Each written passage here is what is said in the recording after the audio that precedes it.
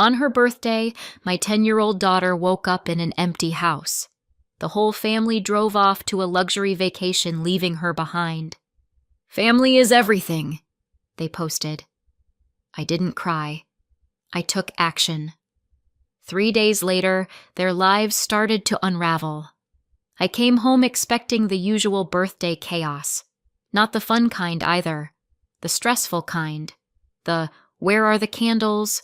Who touched the frosting? Why is there a suitcase in the hallway?" kind. The kind where you trip over someone's flip-flop and then pretend it didn't hurt because you're trying to be a cheerful, functional adult. Instead, I walked into nothing. No voices, no footsteps, no clatter of bags. Not even my husband Ethan asking where his sunglasses were, as if I personally managed the location of his face. Just silence. At first, I stood there longer than I want to admit, like maybe the house was buffering, like if I waited a second the sound would load in. It didn't. My eyes flicked automatically to the little signs of life I always noticed without meaning to. The spot where shoes usually piled up like a small, disrespectful mountain. The hallway hook where my mother-in-law Linda insisted we hang coats properly while she herself hung them wherever gravity allowed. The counter where someone always left a mug and called it rinsing. Empty. Empty. Empty. And I did have this moment, this stupid, sharp moment where my brain went, "Oh, okay." They left. Without me. All of them. Including my daughter Sophie. It didn't even make sense. That's the part that makes it so horrifying. Your brain doesn't start with logic in a moment like that. It starts with fear and then tries to build a house around it. I walked farther in, slowly, like I was trespassing in my own home. I called out, "Hello?" and it sounded too loud, like my voice didn't belong there. I moved down the hall, glancing at the coat hooks again as if coats might have magically reappeared out of guilt. Nothing. I scanned the living room. No Gary, no Linda, no Ethan, no sign of travel bags, no sign of life. And then Sophie walked out. The birthday girl. She was already awake, hair rumpled, pajamas twisted, and her face. Her face was wrong. Not in a dramatic, movie-crying way. In a quiet way. In that stiff way kids get when they're trying so hard to keep it together that the effort shows on their skin. Her eyes were shiny. Her mouth was tight. Her hands were clenched around her phone like it was the only solid thing in the room. She was holding back tears. "Sophie?" I said, and my voice came out too careful. "Hey, what's going on?" She didn't answer right away.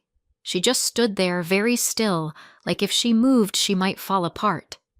Then I tried again, because that's what mothers do when their insides are quietly turning to ice.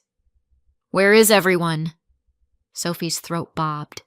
She blinked hard, like she was trying to push the tears back up into her brain, and then she said, small and flat, "They left." I stared at her. It's weird how your body reacts to certain sentences. My chest tightened like I'd been braced for impact without knowing it. "What do you mean, they left?" I asked. "Sophie, what are you talking about?" She swallowed again. "I came out," she said, and her voice shook even though she was trying to keep it steady. "And nobody was here. I didn't know where anyone was. I didn't know if you—" She cut herself off and breathed in, sharp. "I didn't know what was happening." I took a step closer. "Okay," I said, because I needed a word that wasn't panic. "Okay, how do you know they left?" Sophie looked down at her phone. Her fingers tightened around it. "Because I checked," she whispered. I looked at my phone, and I saw something. Then she held it out to me, and there it was.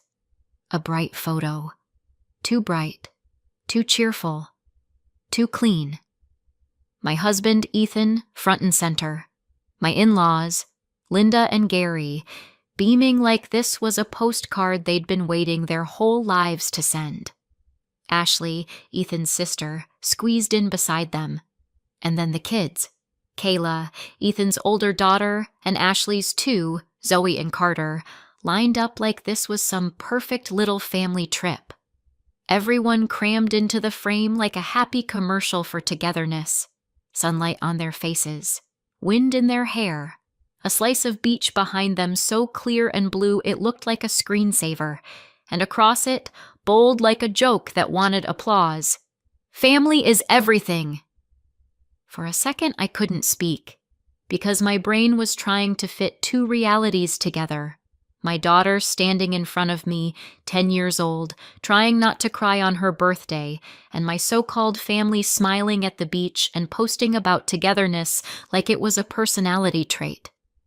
I felt Sophie's eyes on me, waiting for me to explain it, like I could translate cruelty into something that wouldn't hurt. I couldn't. My phone was already in my hand before I even realized I'd grabbed it. I started calling. Ethan first. Straight to voicemail. Linda next. No answer. Gary. No answer. Ashley. Ringing. Ringing. My fingers trembled once, and I hated that.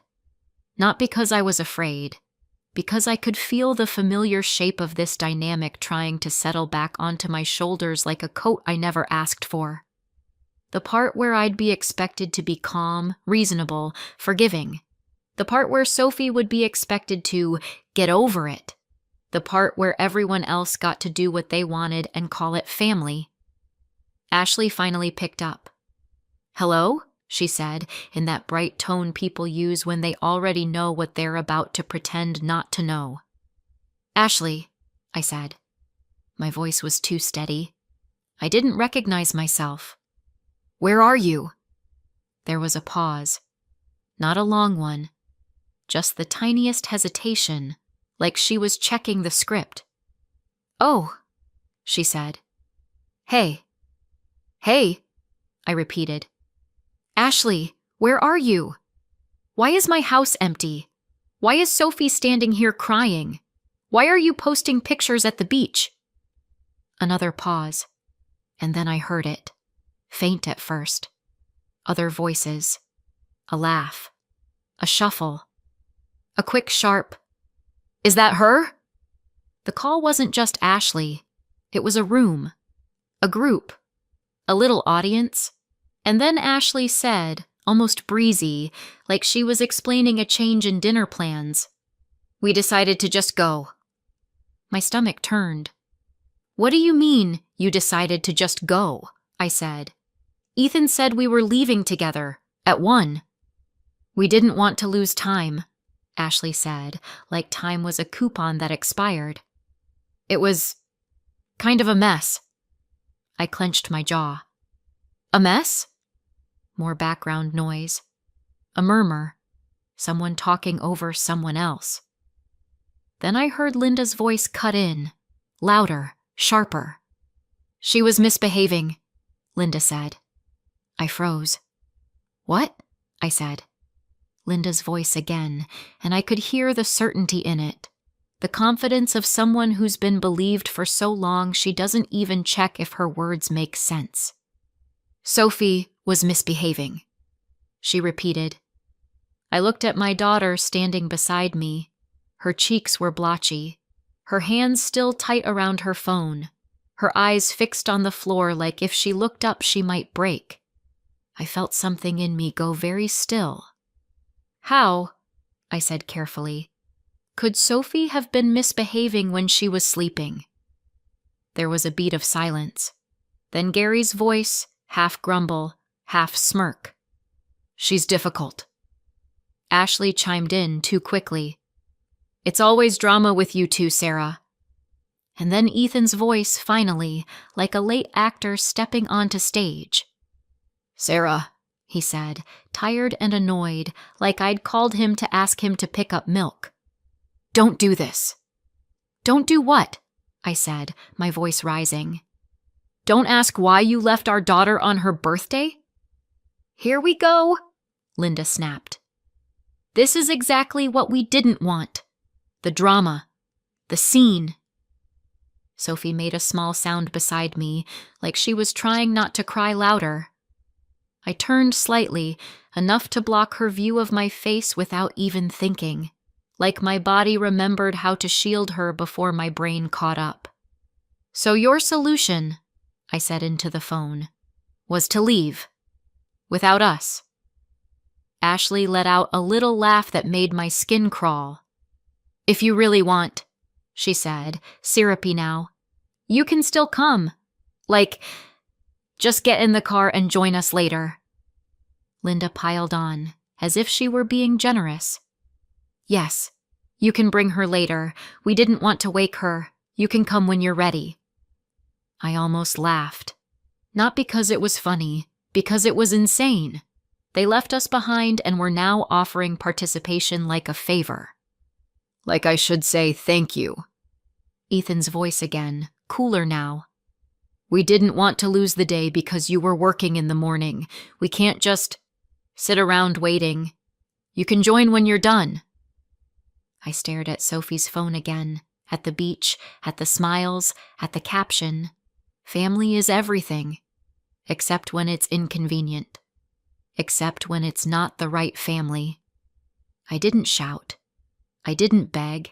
I didn't even argue the way they expected me to, the way they could later frame as Sarah being dramatic. I just went quiet, because in that moment, something in me clicked into place so hard it felt like a lock turning. I ended the call without saying goodbye. Sophie flinched slightly at the sudden silence. I looked down at her. 10 years old. Birthday morning, holding back tears because adults had chosen to hurt her and then call it a decision. My chest hurt in a way I didn't have words for, but my voice when I spoke was steady. Go put your shoes on, I said gently, and pick what you want for breakfast. Anything. Sophie hesitated. Mom, are we... I cut her off softly because I wouldn't let her finish that question. Yes, I said. We're going to have a birthday. At the time, I didn't know it yet, but that was the day everything changed. 3 days later, their lives started to unravel. People love to pretend stories like this are simple, like there's one bad moment and then, boom, someone snaps. It's comforting. It lets people believe they'd spot the warning sign in time. It lets them believe the world makes neat little sense. But it's not one moment. It's 1,000 small ones. It's a pattern you learn to live inside until it feels like the walls of your own house. I met Ethan when his daughter Kayla was 2. She was tiny then, all soft curls and sticky fingers. Ethan had that brand new single dad charm down to a science. Tired eyes, warm smile. I'm doing my best energy. He talked about co-parenting like it was a badge of honor. He and Natalie were separated. They had Kayla 50-50, and on paper it sounded healthy, modern, responsible. And I'm not going to lie, watching him with Kayla made me fall for him faster. He was patient. He got down on her level. He listened to her like she mattered. He packed snacks. He remembered her favorite color. He did those little dad things that make you think, okay, this is a man who shows up. When he introduced me to Linda and Gary, I thought I'd lucked out. They were attentive. They fussed over Kayla constantly. Does she need her water? Is she cold? Do you want the blue cup, sweetheart? And I remember thinking, so clearly it almost hurts now. If they love Kayla this much, then when Ethan and I have our own child, our child will be so loved. It felt like a good sign. We fell in love. We got married. We had Sophie. And I waited for that love to expand. It didn't. It did something else. It narrowed. It stayed pointed in one direction, like a spotlight that refused to move. Kayla got older. She's 4 years older than Sophie. And the favoritism didn't fade. It sharpened. Linda and Gary treated Kayla like royalty. I mean it literally. Whatever Kayla wanted, Kayla got. A special dessert, a new outfit, a just because gift. Front seat privileges, the biggest slice, the loudest praise. Kayla was the golden child, the treasured one, the one everyone performed for. And Sophie? Sophie was tolerated. It started small enough that you could almost pretend it wasn't happening. Linda would show up with something for Kayla, an iced coffee for herself, a glossy little bag for Kayla, and then pat her purse like she'd just remembered a chore. "Oh, shoot! I forgot, Sophie," she'd say, smiling like it was cute. Or she'd make it up by handing Sophie something random she clearly grabbed at the last second. A keychain from a gas station, a half-melted chocolate bar from her coat pocket, a too-big shirt with a slogan Sophie didn't understand. Meanwhile, Kayla would get the thing she'd asked for, the exact thing, in the right color, with a bow. Gary was quieter about it, which somehow made it worse. He'd hold Kayla's drawing up like it belonged in a gallery. "Look at that! That's talent." Then glance at Sophie's and give a slow little nod like a disappointed teacher. He'd say. "Needs work." And if I raised an eyebrow, if I asked questions, I got the same answer every time. "Oh, Sarah, don't be so sensitive." Then it became words. "She's not as bright as Kayla. She doesn't behave as well. She's dramatic. She's difficult." And the worst part is how casually they said it, like it was a fact, like they were describing the weather. Sophie heard it. Kids always hear it. I tried to buffer it. I tried to counter it with praise, with love, with extra attention. But you can't outlove a room full of adults determined to make a child feel smaller. And then there was me, because I didn't just become Sophie's mom, I became Kayla's stepmom. Kayla was with us half the time, and I wanted to do it right. I wasn't trying to replace Natalie. I wasn't trying to be mom. I just wanted to be a safe adult in the house, a person Kayla could trust. But Ethan and Linda and Gary made it very clear, without ever saying it directly, that I wasn't allowed to belong in that role. If I made a simple call, "Hey Kayla, it's bedtime," Linda would override me in front of her. "Oh, she can stay up a little longer." If I tried to enforce a basic rule, "Shoes off in the house," Gary would laugh and say, "Relax, she's a kid." If Kayla spoke rudely and I corrected her gently, Ethan would step in and say, "I've got it," like my voice was an intrusion. And sometimes they did it right in front of Kayla, with that tone that sounds harmless until you realize what it teaches. You don't have to listen to your stepmother. She's not your parent. Technically true. Emotionally poisonous. Because it wasn't about boundaries. It was about power. It was about keeping Kayla's loyalty pointed in one direction and keeping me in my place. Meanwhile, Linda and Gary would take Kayla out. Just Kayla. Ice cream dates, shopping trips, little special days. And Sophie and I would be standing there like, what? Background characters? Sometimes Sophie would ask, very quietly, "Can I come?" And Linda would smile like she was being kind while saying no. "Oh, honey, this is just for Kayla today." As if Sophie were a neighbor kid they'd accidentally made eye contact with. And the really sick thing? I tried anyway. I tried to keep the peace. I tried to build traditions. I tried to be pleasant. I tried to be easy. Because I thought if I didn't rock the boat, then maybe, eventually, they'd treat Sophie like she belonged. But boats like that don't want balance. They want someone in the water. Then came the move that changed everything in a quieter way. A few years ago, Ethan suggested Linda and Gary move in. "It'll help," he said. "They can do childcare. We have the spare room. Just temporary." Temporary. The word people use when they don't want you to hear permanent. We were working. We were busy. Money was tight in that we're fine way people say when they're not fine at all. And I didn't want the fight. I didn't want to be the villain who said no to family helping. So I agreed. And once Linda and Gary moved in, the house stopped feeling like mine. They acted like the space belonged to them, like they were doing us a favor by existing inside it, like Sophie and I were guests. The irony, if you want to call it that, was that the house was in my name. It came from my parents. The deed, the mortgage, the legal responsibility, mine. But Linda didn't care whose name was on paper. Linda cared who she could dominate in practice. And little by little, I became the person who paid the mortgage and then got corrected in her own kitchen. So when I stood there on Sophie's 10th birthday watching her hold back tears because the adults in her life had decided she was disposable, it didn't feel like a new betrayal. It felt like the clearest one. I looked at my daughter and made a decision. This was the last time I would let them make her feel like she wasn't enough. I didn't have time to collapse.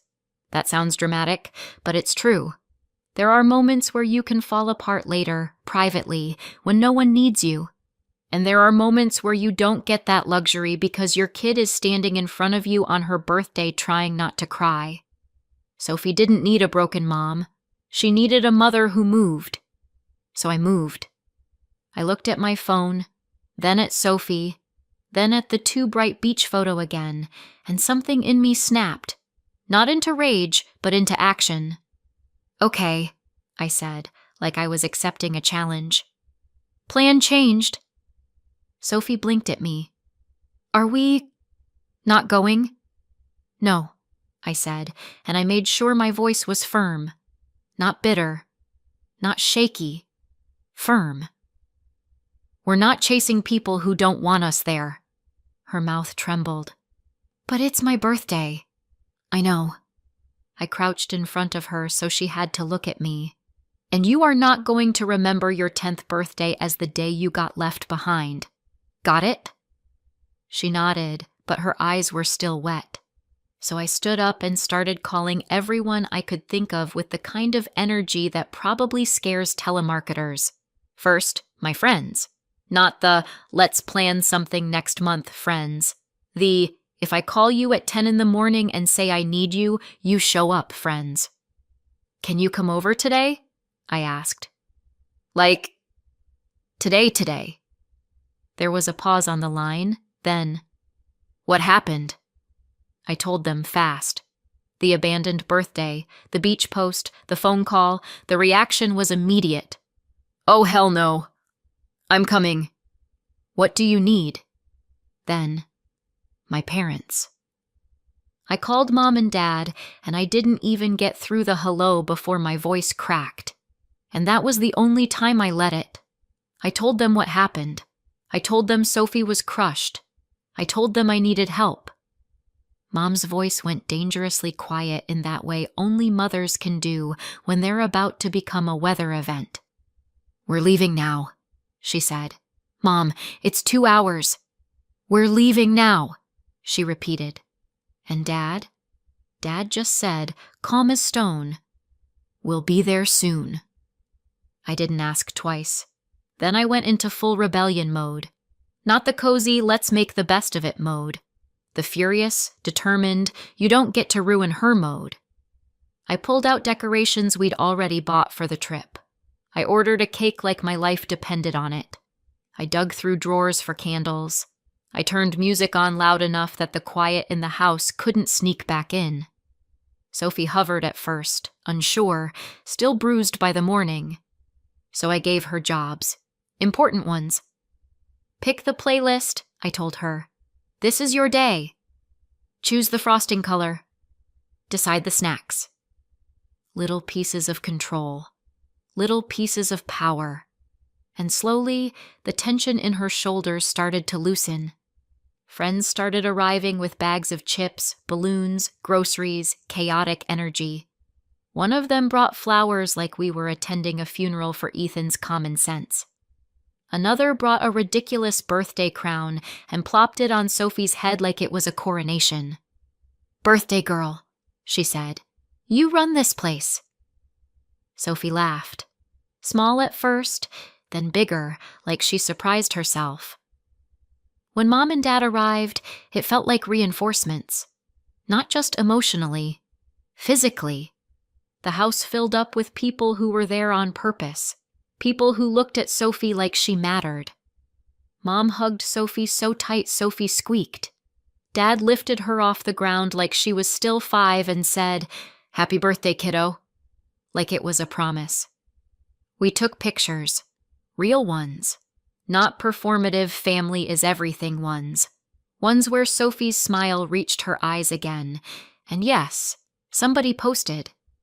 Not because we needed likes, but because I wanted a marker in the world that said, we were here, we didn't disappear, we didn't get erased. By the time the candles were blown out, Sophie's cheeks were flushed from laughing, not crying. She leaned into me on the couch afterward, full of cake and sugar and relief. "Best birthday," she whispered, and I felt my throat tighten again. Not with sadness, with something sharper, because I knew what it had taken just to get her there. When Sophie finally went to bed that night, happy and exhausted, I sat at the kitchen table with my phone in my hand. The house was quiet again, but it wasn't the same quiet as the morning. This quiet felt like control. I stared at the screen for a long moment. Then I called Ms. Reynolds, a divorce lawyer, and I set up an appointment. They came back 3 days later. I knew exactly when, because I was supposed to be there with them.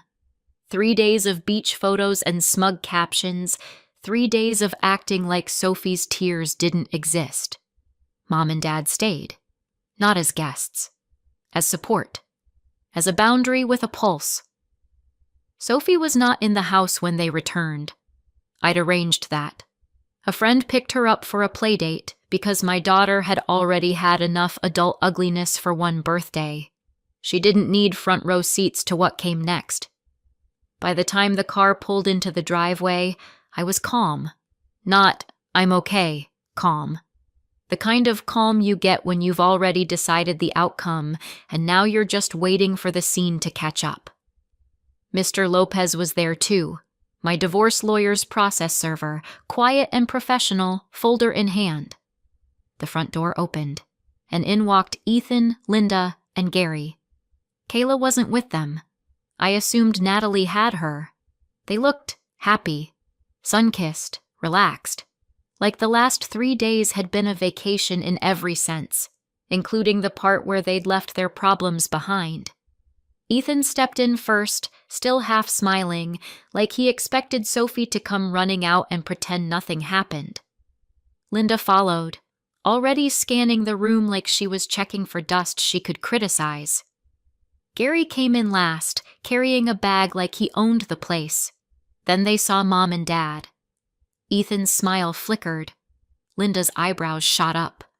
Gary frowned, and then Ethan's eyes landed on Mr. Lopez. "What's this?" Ethan said, the smile now fully gone. Mr. Lopez didn't answer him directly. He just stepped forward and did his job. He handed Ethan a set of papers, divorce papers. Then he turned and handed Linda and Gary a separate packet, a 30-day notice to vacate. Linda took it like it might be contaminated. Gary snatched his like he could intimidate the ink off the page. Linda's face changed first, because Linda reads quickly when it involves her. "What is this?" she snapped, voice rising. "Who are you?" Mr. Lopez stayed calm. "Ethan, you've been served." Then, without changing his tone, "And Linda, Gary, this is a 30-day notice to vacate." Linda's mouth opened, closed, opened again. She looked at me like I'd personally set her hair on fire. "Sarah," she said, sharp, "what did you do?" Ethan looked up from his papers, his eyes narrowing, and he did exactly what I knew he'd do. He tried to make it my fault. "You're being dramatic," he said. I almost smiled. Of course. Of course that was his first instinct. Not, what happened? Not, why are there papers? Just, Sarah is dramatic. Sarah is throwing a tantrum. Sarah is the problem. A tantrum? I repeated, voice steady. You abandoned our daughter on her birthday. Linda scoffed. Oh, please. No, I said, cutting her off, and my tone made even Mom raise her eyebrows slightly. No, you don't get to oh please your way out of this. Gary stepped forward, face reddening. This is insane. This is our home too. It's not, Mom said quietly from behind me, and that shut Gary up for exactly half a second. Ethan lifted the papers slightly like a shield. You're really doing this? He demanded. Over a trip? Over our daughter crying in her pajamas, I said. Over you leaving her behind and then telling me she was misbehaving while she was sleeping. Over you posting family is everything while she stood in this house trying not to sob. Linda's eyes flashed. She's dramatic, she snapped, like repeating it could make it true. Just like you. Ethan's jaw tightened. You're making a scene, he said, and then he added the part that always made my skin crawl. You're embarrassing yourself. I looked at him, and something in me felt almost relieved, because there it was. Clear. Clean. No confusion left. You need to leave, I said. Ethan blinked, like he hadn't expected that line to be said out loud. This is my house too, he snapped automatically. And technically, marital residence issues are complicated. But this wasn't a courtroom. This was a living room. This was a boundary. You can argue about two somewhere else, I said. Not here, Linda erupted. You can't do this to us. Gary started shouting about disrespect, about family, about after everything they'd done, like the act of existing in my space was a gift. Ethan's voice cut through it, louder now. Fine, he said sharply, and I saw it happen. The calculation, the pivot, the little moment where he decided leaving would be a weapon. Fine, he repeated. I'll go. Temporarily. He pointed at me like he was warning a child. But don't call me begging when you get over this tantrum, he said. Because you will. He grabbed his bag. Aggressive movements, all performance. Linda and Gary hesitated, looking between Ethan and my parents, and I could see the pride war in their faces. They didn't want to stay under my parents' gaze. They didn't want to sit in the house after being handed a notice to vacate like they were unwanted guests, because they were. Linda lifted her chin like she was a queen being exiled from a peasant's hut. We're not staying here, she snapped. Not with them. Gary muttered something about disrespect again, because it's his favorite hobby. They grabbed a few essentials, enough to make it dramatic, and Linda hissed, We'll be back for the rest. Sure, I said, and I meant, not on your timeline. They left. Not quietly, not gracefully, but they left. The front door shut, and the house went still. Not empty still, not the morning kind. This was a different stillness. This was the kind where, for the first time in a long time, I could breathe in my own home without waiting for Linda's criticism to land like a slap. Mom exhaled behind me. Dad's hand rested briefly on my shoulder, steady, grounding. Later, when Sophie came home, she ran into the living room and stopped short, eyes wide. Mom, she said carefully, where are they? I knelt and pulled her into my arms. Gone for now, I said into her hair. And you're safe. And for the first time since that beach post, I believed it. 6 months later, the house feels like mine again. Not in a symbolic way, in a real way. In the, I can put my keys down and they'll still be there way. In the, no one is stomping around my kitchen acting like I'm the help way. The divorce is done. The constant nagging is gone. The constant correction. The constant pressure to be smaller so everyone else can feel bigger. And financially, it's not magic, but it's better. Because here's the truth. I was paying that mortgage either way.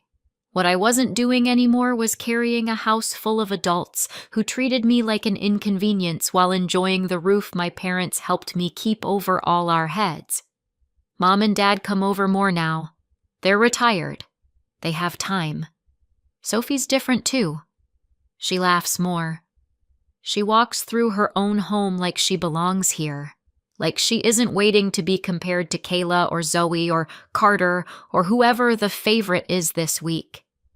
Custody settled the way I didn't expect and still don't fully understand. Ethan has visitation. I have full custody, and he didn't fight that hard for more, which still stings, if I'm honest, because he fought for 50-50 with Kayla. He showed up there. He cared there. He made it matter.